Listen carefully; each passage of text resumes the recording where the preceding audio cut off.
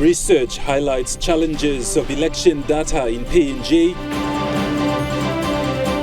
Minister Kilepa highlights achievements at COP27 summit.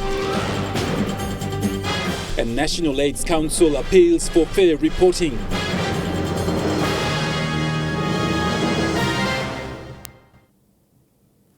Good evening, this is National EMTV News. I'm Godwin Eki. Thank you for joining us. Elections are a basic feature of democracy, and a strong democracy depends on the upholding of democratic principles. A free and fair election relies on several key processes that occur before polling on election day and after.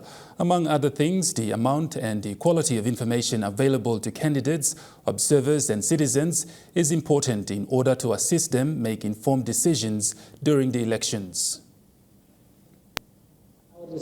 To evaluate the transparency and openness of public interest data related to the 2022 National General Election, the Political Science Department of the University of Papua New Guinea identified 15 electoral processes and monitored from December 2021 to October 2022 with technical and financial assistance from the National Democratic Institute. The project team assessed data on the following 15 electoral processes: electoral legal framework, electoral management body and its administration, election management processes, electoral boundaries, electoral security, political party registration, ballot qualification, election campaigns, campaign finance, voter registration, voter list, voter education, polling station, election results, and electoral complaints, disputes and resolutions against minimum standards of transparency derived from open government partnership principles. Electoral boundaries and electoral security, most of the security issues that associated with elections, there was no formal data that were provided by Electoral Commission. It's just the media or Facebook or whatever that actually comes out on it. And of course, up until now, there is no clear record on how many electoral violence that actually happened. Yeah. Mr. Medelit further added that the report highlights a number of key findings that point to overall challenges inhibiting the transparency of election data in PNG. The research found that low levels of education, access to information, and demand for election data have put little pressure on key bodies to make election data available to the public. If people are not educated to a level where they can demand information, then there's a problem. So civic education, of course, also falls into the equation.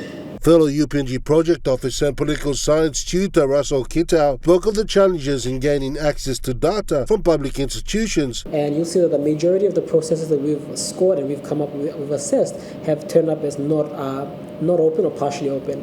And that gives us the, indication that a lot of data in terms of election data is not available there. The recommendations and outcomes of this report will be presented to Alan Bird, the chairperson of the Special Parliamentary Committee National General Election 2022. Rocky Iso, National EMTV News. The group from the Climate Change Development Authority who attended the COP27 summit in Egypt have given few of the outcomes that has been achieved during the summit. Few of the things highlighted by the Environment and Conservation and Climate Change Minister Simo Kilepa was restoring the reducing emissions from deforestation and forest degradation mechanism, and also established bilateral relationship between countries. In the opening remarks, the Acting Managing Director for Climate Change and Development Authority, William Lakain, welcomed everyone to the meeting. The technical team leader who has taken the lead in the COP27 meeting in Egypt, Deborah Sungi, highlighted few of the things that have been discussed at the summit.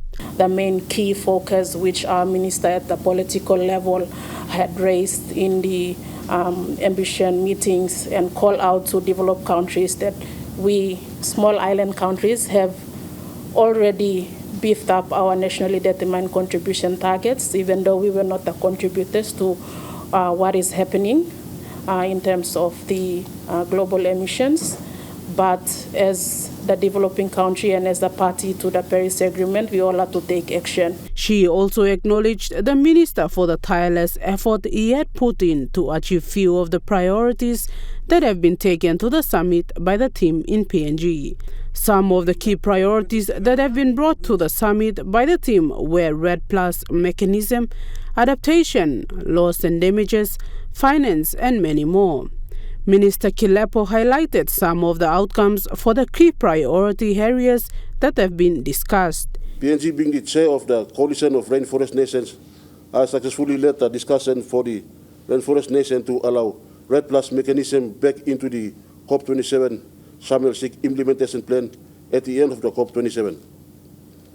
PNG has reaffirmed the RED Plus mechanism as the global initiative for tackling deforestation under the Paris Agreement. He further says RED Plus mechanism was removed in Glasgow last year, but it was restored again after PNG, being the chair of the Rainforest Nations, taking the lead to discuss the issue with the 52 member countries.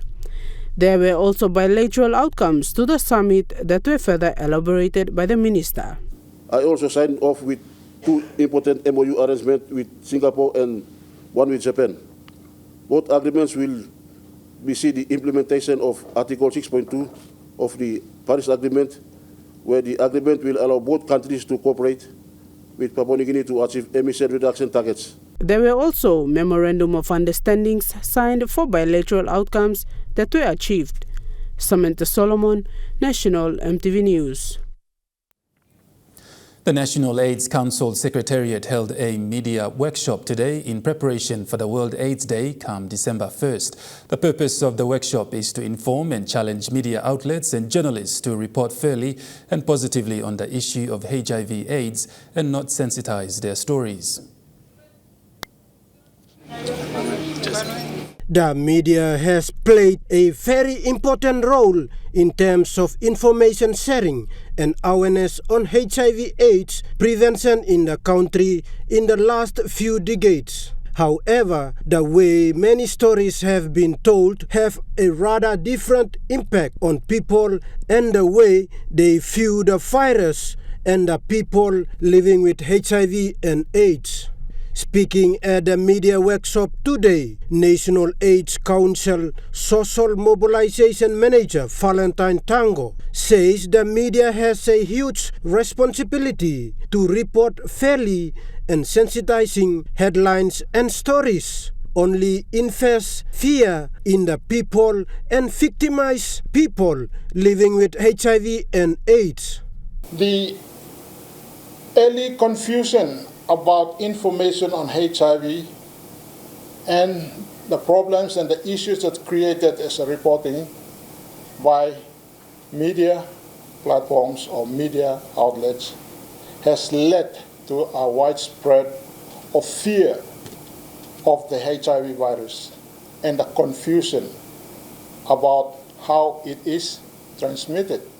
United Nations Representative Peter Mosende presented current global statistics on HIV and AIDS and says PNG has the highest number of infections and deaths in the Asia-Pacific region and expressed the need for everyone to work together to curb the spread of the virus, including the media. Key message here is that we can do something at the individual level, at the organizational level, the media counterparts. Everyone can do something because we already know how to prevent HIV. Both Mr. Tango and Mr. Mosende challenged the journalists to report fairly and accurately and not sensationalize stories which only contributes towards stigmatizing of people living with HIV and AIDS. Mr. Tango also says the National AIDS Council Secretariat is working on a communication plan which will be put in place so that the Secretariat can use to work closely with the media in its efforts to battle the spread of the virus. Thomas Suliambari, National EMTV News.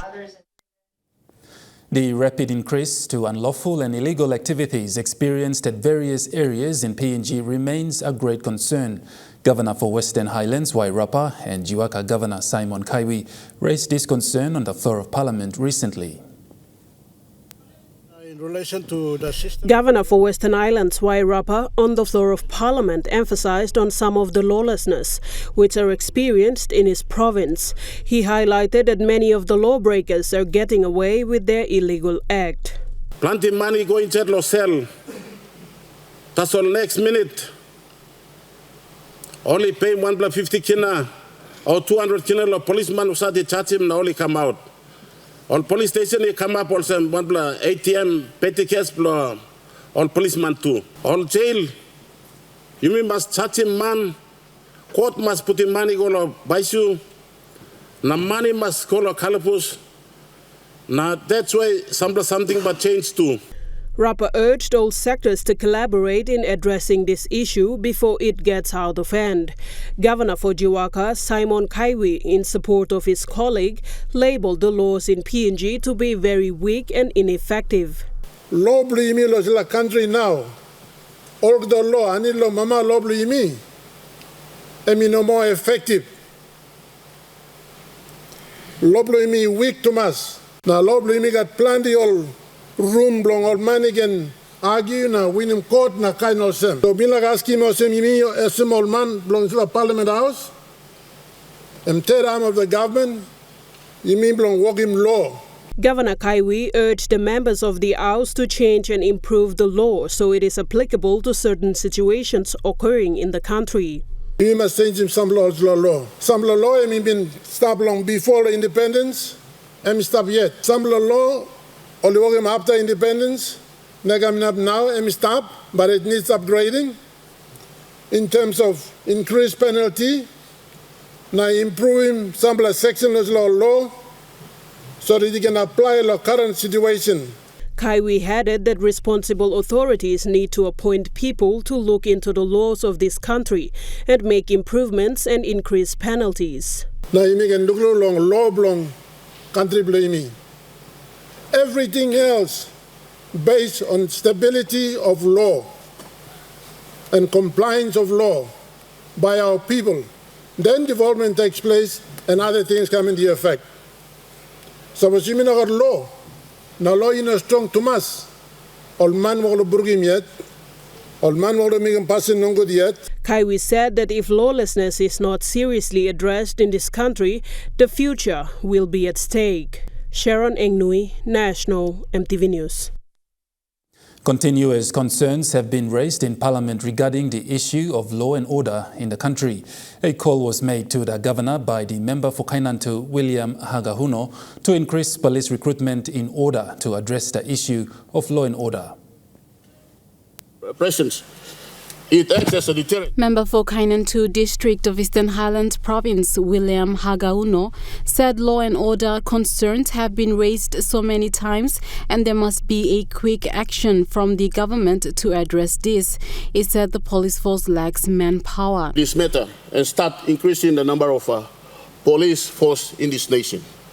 As I understand, the ratio of police to every citizen in this nation is about 1 to more than 1,000. And Mr. Speaker, that in itself cannot solve a lot of our problems. He asked if there are any plans from the government going forward to increase police manpower in the country. What plans does the government have to address this concern? And does the government have any plan to increase the number of police personnel, perhaps to 50,000? In responding to his question, Minister for Internal Security, Peter Siamalili Jr., said it is the government's aim to increase police recruitment.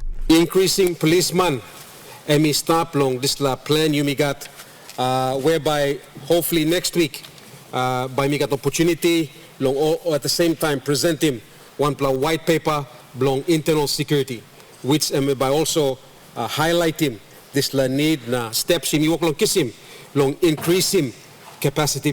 Minister Siamalili Jr. also mentioned that while the focus is on the recruitment of new police personnel, it is important for the government to look also at the retired police officers' retirement benefits. At the same time too, you must give him this la same respect to, na this la same support long the exit of our police men and women.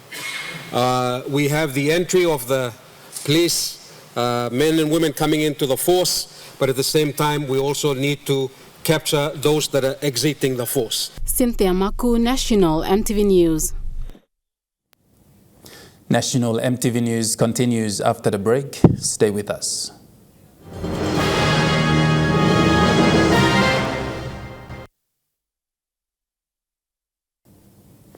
You're watching National EMTV News. A formal handover takeover ceremony will be held this Thursday to officially welcome the new Metropolitan Superintendent of NCD, Chief Inspector Silva Sika. Outgoing NCD Medsup Gideon Ikumu said continuity is very important as the National Capital District is the most complicated and complex command, and that is why a proper handover takeover ceremony is important. This important ceremony will see the outgoing Medsup updating and briefing the incoming Medsup Chief Inspector Silva Sika on the administrative and operational functions of the NCD command. I will run through with him the administration. Very important key things like the weapons and ammunition, the records, the allocations, all these things, where they are, how many do we have as part of that, the fleet, the number of vehicles, the buildings, everything that concerns administration. Outgoing Metropolitan Superintendent Gideon Ikumu explained that the National Capital District is split into 3 commanding zones with its own commanders. We will meet with the zone commanders, and we will basically run through the operational command. There's 3 zones, Zone 1, Zone 2, Zone 3. We'll have, the commanders will have an audience with the new Medsup in my presence and be able to express themselves. That's for today. Tomorrow we'll see CID and prosecutions. OIC CID and OIC prosecutions will have to run through their notable briefs about on current cases that we have pending on foot, what has been doing, so that he is aware. A formal handover takeover ceremony will be held this Thursday at the Boroko Police Station to welcome Chief Inspector Silva Sika as the new NCD Metropolitan Superintendent. Chief Inspector Silva Sika was the Provincial Police Commander for the Western Province. After Police Commissioner David Mannings announced reshuffle, he was appointed to the post of NCD Medsup. Lindy Suharupa, National EMTV News. 11 members of the Water Police team successfully completed their coxsmanship training on Friday last week and were presented their certificates and proudly receiving their anchors.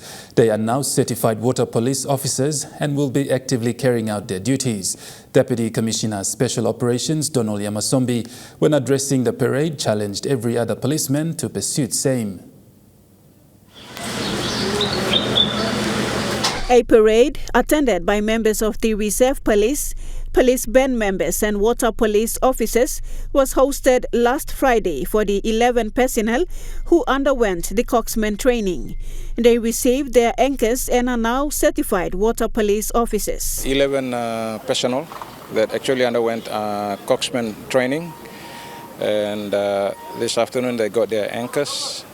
Anchors are like badges that they put on their shirts when they're in their number 1 dress. It signifies that they're being trained in that area. Deputy Commissioner Yamasombi said the work of water police is important, especially in maritime provinces.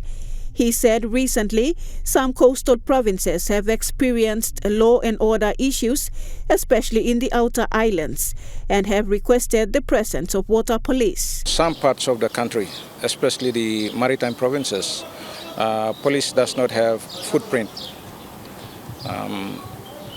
During the elections, we were able to see that places like Kikori, Tufi, even up the Purari River, these places were only accessible by watercrafts.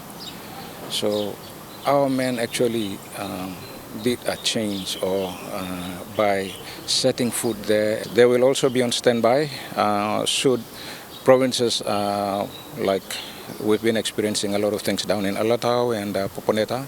If there are other provinces, maritime provinces especially, if they do need assistance in terms of water mobility and attending to issues out in the outer islands, men will be on standby to assist. Deputy Commissioner Yamasombi said water police operations for maritime provinces have begun and will roll over into the festive season. Lindy Suharupa, National EMTV News.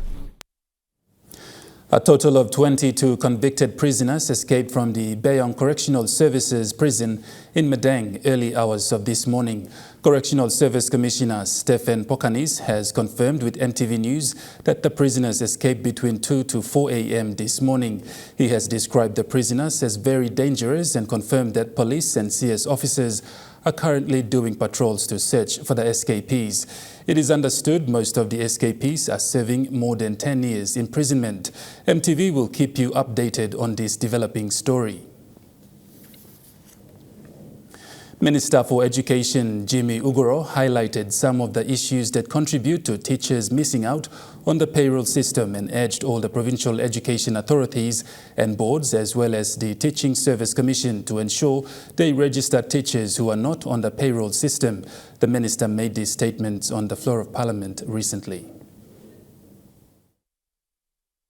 Many of the teachers are having issues with the registration process with the Department of Education. Minister Uguro highlighted that the department have identified some issues, such as the forging of certificates, that has affected the pay system and has urged the teachers and the department to rectify the issue. Teachers, they forge the certificates from their brothers and sisters and from other people. And the department detected this through our system. And we advised those concerned teachers to rectify themselves and prove to the Teaching Service Commission before they are registered. And Teaching Service Commission and the department is in the process to rectifying all those.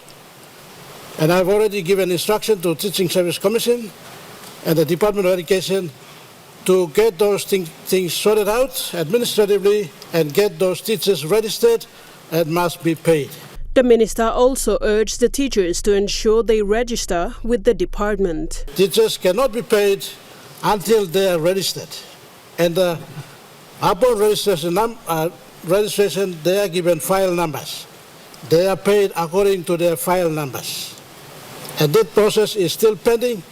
Our Teaching Service Commission has been given instructions, and no teacher must be left behind. All teachers must be visited and assisted and must be paid. Minister Uguro has urged the authority and boards with the TSC to reach out to teachers and ensure teachers are registered, and apologize to those in the remote areas who have been working without getting paid due to these dispensaries in the payroll system.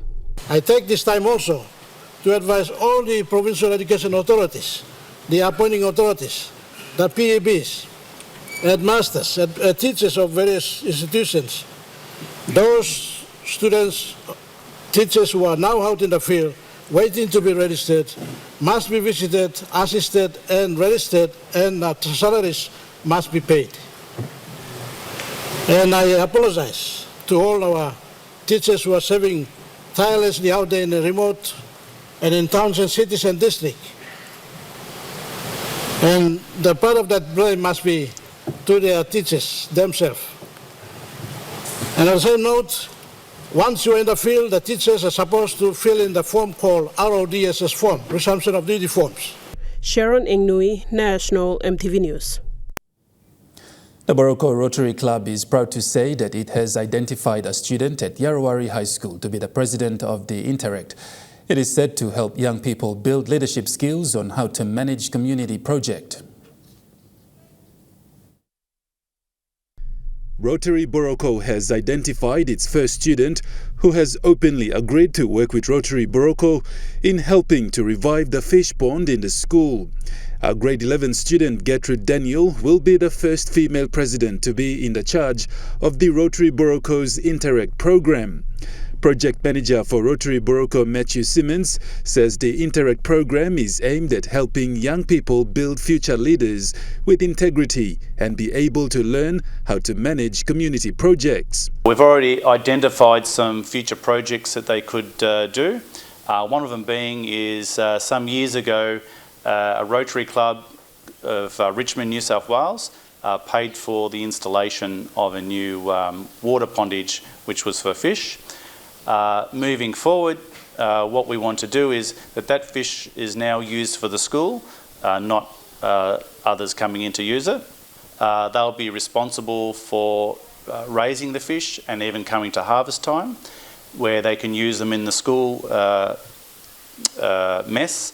A passionate young female and student rep of the Yarrawari Secondary School, Gertrude Daniel, thanked Rotary Boroko for their support in helping the school with various projects. And for the fish pond and everything. And I say thank you again, once again, for the Rotary Club to come, because we really need your support. Matthews said the fish project will at least help the students to eat fresh, healthy fish, which is right at their doorstep. Being an agriculture school, the Interact Club will be able to drive for change because it's separate to government and teachers. It's up to the students to run with some teacher guidance, and also being the Director of Youth would have our Rotary Club's mentoring. Matthew is hoping that more students will join in making the project a success through the Interact project so that they can learn some leadership skills and how to manage. And now looking at the Nest Fund market report, the Kina closed unchanged at $0.2840 US in the interbank market. At Bank South Pacific, your Kina was buying $0.2765 US, $0.4080 Australian dollars, 0.2591 euro, 38.11 Japanese yen. Looking at commodity prices at New York closed, gold is trading lower, coffee closed higher, cocoa closed higher, copra closed lower, palm oil closed lower, crude oil is trading lower, copper closed lower. On the stock market, the Dow Jones closed higher, the ASX 200 is trading lower, and the All Ordinaries is trading lower. National EMTV News continues after the break. Stay with us.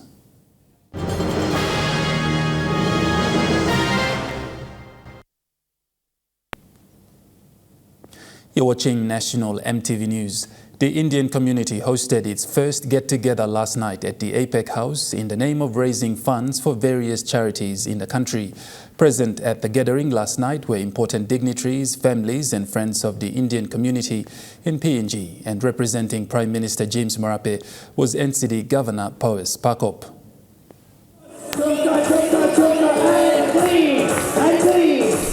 PNG Indian community, after 2 long years, celebrated last night at the APEC House as they came together to raise funds for charity organizations. The gathering saw PNG Indian residents and citizens from around the country travel into Port Moresby for the fundraiser dinner last night. The night was jam-packed with events as both PNG and Indian dance groups took the stage to celebrate the friendship between PNG and India. Various traditional Indian dances were presented, while some of the dancing depicted various Indian rituals said to be sacred. Present to witness the event was NCD Governor Powes Pakop, representing the Prime Minister. Link between PNG and India, 2 great cultures, great countries, one in South Asia, or in the middle of Asia, and PNG in the middle of, or otherwise to the west of the Pacific. Representing the people of West New Britain was Governor Sasindran Mutuvel, who thanked the organisers for hosting such occasion where PNG and India came together as friends to share and learn from each other. You guys elected all the committee members, presidents, vice president, this and that. So, and now you're hosting it after a long time. And I'm sure you can host more such events and bring India and Papua New Guinea closer. President of the Indian community, Kol Sandeep, said the event is significant because it's bringing two countries and people together. This India night signifies the synergy between the two countries, and there's a lot of common thread between the two. We are just trying to propagate the same and bring in a focus and a point of interest out here that these two cultures are very similar. President Sandeep pledged a 150,000 kina be put forward to support various charity organizations in PNG. Each year from 28th November to 10th of December, Human Rights Day, where people unite to take part in PNG's 20 days of activism to raise awareness about gender-based violence and call for action against one of the world's most persistent violence of human rights, violence against women. Madang Town came alive with the voices of over 500 people from communities across the province marching through its streets in a show of solidarity in a call for action to end gender-based violence in Papua New Guinea. Women in PNG suffer in silence from the prevalence of violence. According to Human Rights Watch, a woman is beaten every 30 seconds in PNG, and more than 1.5 million people experience gender-based violence in the country each year. Nearly 60% of women and girls aged between 15 and 49 in PNG have experienced some form of physical sexual violence, almost twice the global average. These statistics show the rampant prevalence of gender-based violence in our society. Last Friday, this led to an advocacy march in Madang province, beginning at the Newtown Foursquare Gospel Church, with women and men dressed in orange t-shirts and forming a procession that made its way through the streets of Madang Town before ending at Bates Oval, where community leaders formally presented their petition to Madang Provincial Youth Representative Mr. Bonnie Solomon, who attended on behalf of the Madang Governor and called for provincial government to take action to address the serious problem of gender-based violence. This petition was developed by local communities through an open community forum process that occurred on the 21st to the 22nd of November. Through this forum process, communities identified the main gender-based violence issues affecting the community and developed their own solutions to help address the problems in their communities. A number of organizations came together to assist in the march. Massive Faith Family Violence, Eastern Highlands Family Voice led the coordination of this advocacy event in partnership with local community leaders and the U.S. Agency for International Development's Lookout in Ground program, CIMC, UN Women, International Women Development Agency, and Family Support Center. Rocky Iso, National EMTV News. The Papua New Guinea Women in Coffee Association has entered into a new partnership agreement that will continue strengthening the vital role of women in PNG's coffee industry. WICA has renewed its partnership with the Pacific Horticultural and Agricultural Market Access Plus program to pave a path towards coffee industry with sustainable growth and market opportunities.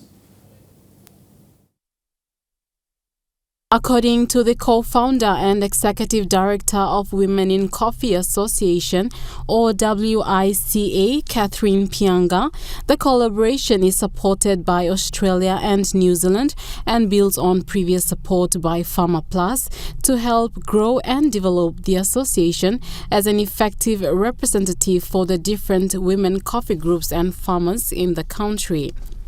Farmer Plus entered its first partnership with WICA in August 2020 and achieved two main objectives: developing and launching a 5-year 2021 to 2025 strategic plan and establishing WICA's affiliation to the International Women Coffee Alliance.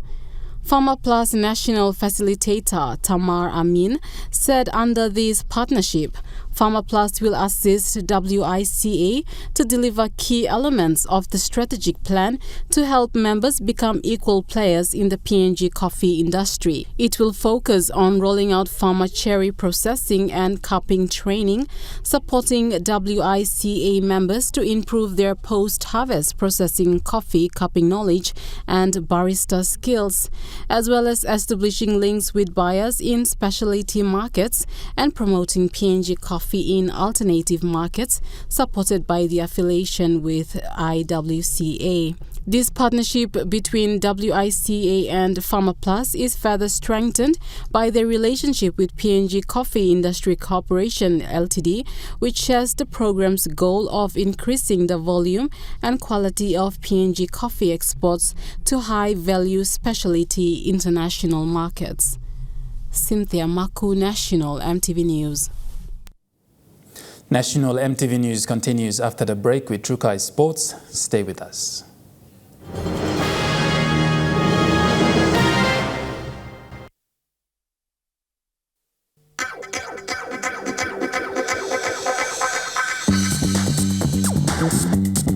Trukai Sports.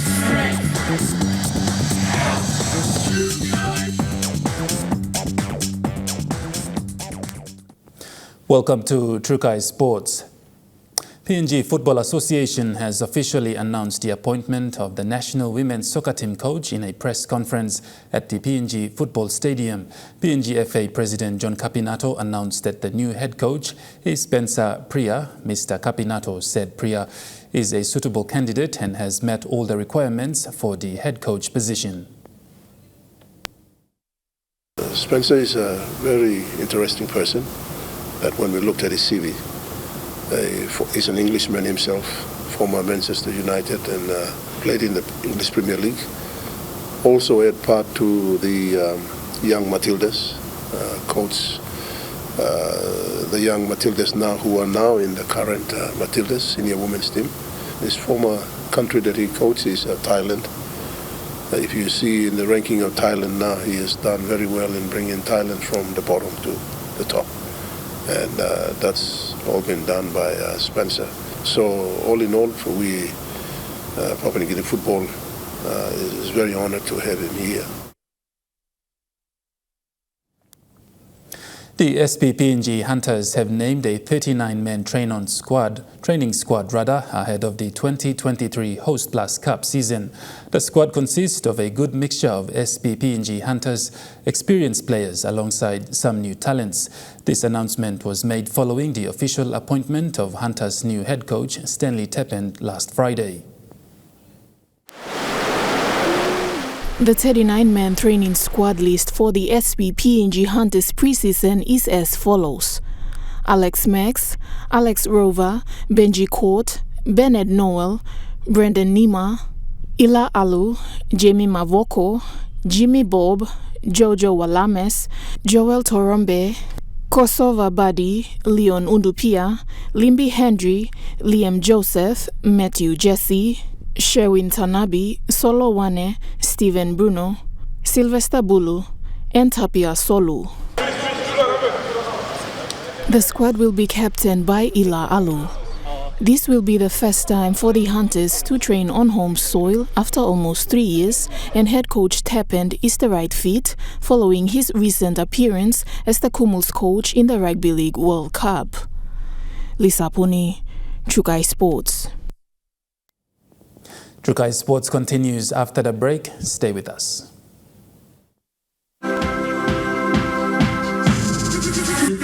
Trukai Sports. You're watching Trukai Sports. Moving overseas, and Moscow won its first World Cup match since 1998 and its third ever, securing a sensational second 2-0 victory over heavyweight Belgium to ensure that it can still qualify for the knockout stage for the second time in history. Second game, Abdul Hamid Sabiri scored that goal from the tightest of angles, and then fellow substitute Zachariah Abkalal added a second in stoppage time to help Morocco stun their much more fancied rivals. This is a nice finish here. And then earlier on in the day, Costa Rica, they put a massive dent in Japan's hopes of reaching the last 16. They recovered from that smashing that they copped from Spain. They lost by 7 goals to claim the 1-0 victory in Group E. Now, Keisha Fuller pitched it on screen there. That 81st minute effort was their first shot on target in the entire tournament. So the first shot on target goes through for the Samurai Blue, and this is Spain and Germany on screen now. They played out a 1-1 draw, but the standard in that game was at the highest level. That ends Trukai Sports. The Money Plus weather report is next. Stay with us. Trukai Sports.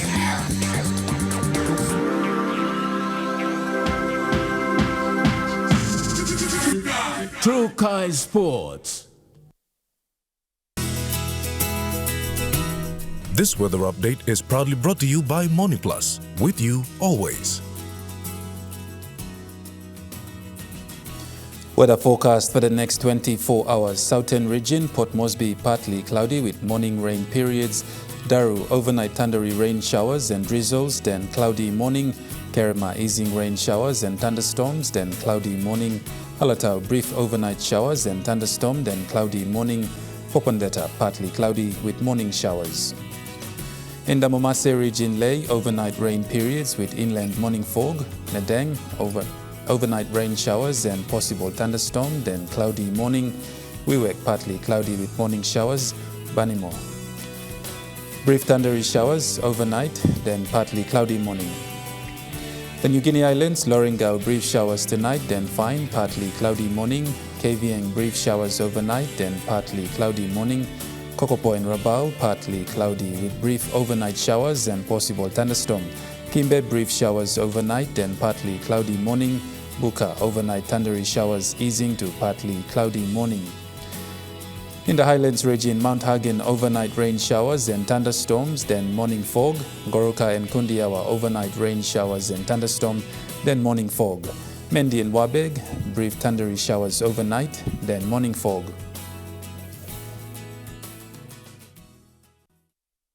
The weather update was proudly brought to you by Money Plus. With you always. And that wraps up the news, sports and weather for Monday, 28th of November. From all of us here, great weekend ahead. Pleasant viewing. Bye for now.